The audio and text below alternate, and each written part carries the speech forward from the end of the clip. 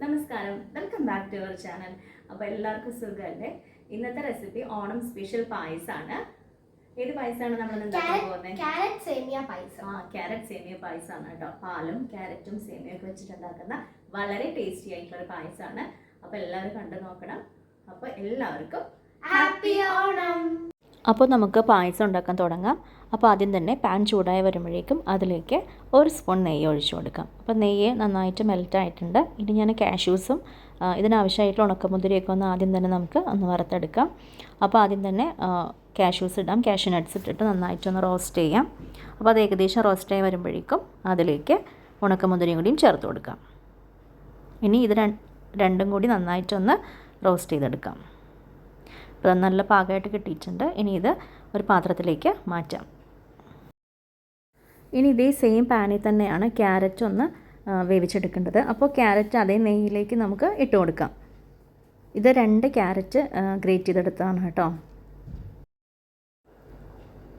ഇനി ഇത് നന്നായിട്ട് നെയ്യിലിട്ട് വഴറ്റിയെടുക്കണം. ഇങ്ങനെയാണ് കേട്ടോ ഇത് കുക്ക് ചെയ്യുന്നത്. അപ്പോൾ നമ്മൾ നല്ലപോലെ വഴറ്റിയെടുക്കാം.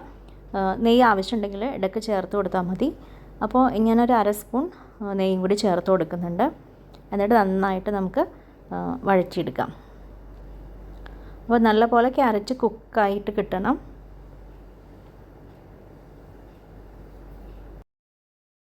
അപ്പോൾ ക്യാരറ്റ് ഏകദേശം കുക്കായിട്ട് കിട്ടിയിട്ടുണ്ട് കേട്ടോ. ഇനി ഇതിലേക്ക് ഞാനൊരു 1/4 കപ്പ് പഞ്ചസാര ചേർത്ത് കൊടുക്കുന്നുണ്ട്.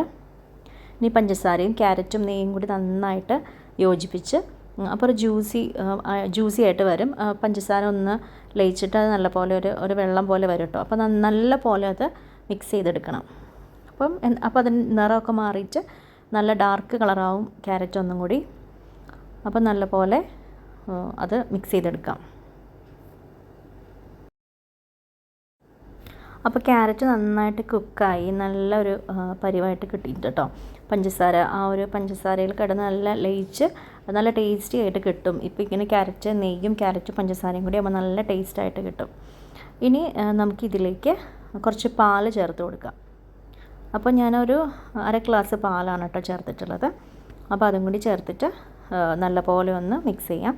ഇനി പാലൊന്ന് തിളയ്ക്കണം. അപ്പോൾ പാൽ തിളച്ചിട്ടുണ്ട്. അപ്പോൾ ക്യാരറ്റിൻ്റെ ആ ഒരു ഭാഗം നമ്മുടെ റെഡി ആയിട്ടുണ്ട്. അപ്പോൾ ക്യാരറ്റും മിൽക്കൊക്കെ ആയിട്ട് നല്ലപോലെ യോജിച്ച് കിട്ടിയിട്ടുണ്ട്. ഇത് നമുക്കെടുത്ത് മാറ്റി വയ്ക്കാം. ഇനി വേറെ വലിയൊരു പാത്രം എടുക്കാം. ഇനി അത് ചൂടായി വരുമ്പോഴേക്കും അതിലേക്ക് 1 സ്പൂൺ നെയ്യ് ഒഴിച്ച് കൊടുക്കാം. അപ്പോൾ നെയ്യ് മെൽറ്റായി വരുമ്പോൾ അതിലേക്ക് നമുക്ക് സേമിയ ചേർത്ത് കൊടുക്കാം. സേമിയ 1/2 കപ്പാണ് കേട്ടോ ചേർക്കുന്നത്. കാരണം നമ്മൾ കുറച്ച് ക്വാണ്ടിറ്റി ഉണ്ടാക്കുന്നുള്ളൂ. അപ്പോൾ അത്രയും മതി. 1/2 കപ്പാണ് സേമിയ എടുത്തിട്ടുള്ളത്.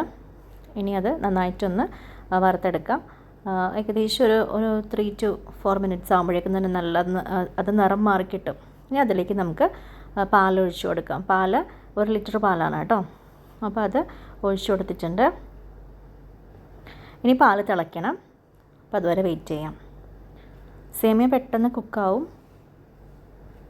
പാൽ നന്നായിട്ട് തിളച്ചൊക്കെ വരുന്നുണ്ട് കേട്ടോ. അപ്പോൾ പാൽ തിളച്ച് വന്നപ്പോഴേക്കും ഞാൻ അടച്ച് വെച്ചു. അപ്പോൾ സേമിയ നമുക്ക് നല്ലപോലെ ഒന്ന് കുക്കായി കിട്ടാൻ വേണ്ടിയിട്ട് ഒരു 5 മിനിറ്റ് അടച്ച് വെച്ചാൽ മതി. അപ്പോഴേക്കും സേമിയ കുക്കായി കിട്ടും. ഇനി അതിലേക്ക് ഞാനൊരു 1/2 കപ്പോളം പഞ്ചസാര ചേർത്തിട്ടുണ്ട്. 1/2 കപ്പ് കംപ്ലീറ്റ് ഇല്ല കേട്ടോ. അതിൽ 1/2 കപ്പിൽ കുറച്ച് കുറവെടുത്തിട്ടുള്ളൂ. കാരണം ഓൾറെഡി നമ്മൾ ക്യാരറ്റിൽ മധുരം ചേർത്തുകൊണ്ട് മധുരം ഉണ്ടാവും. അപ്പോൾ ആവശ്യത്തിനനുസരിച്ചുള്ള മധുരം ചേർത്താൽ മതി. അപ്പോൾ അത് നന്നായിട്ട് മിക്സ് ചെയ്യാം. ഇനി ഇതിലേക്ക് ഏലക്ക പൊടിച്ചതാണ്, അത് ചേർത്ത് കൊടുത്തിട്ടുണ്ട്. ഇനി നമുക്കതിലേക്ക് നമ്മൾ നേരത്തെ റെഡിയാക്കി വെച്ചിട്ടുള്ള ക്യാരറ്റ് മിക്സ് ചേർത്ത് കൊടുക്കാം.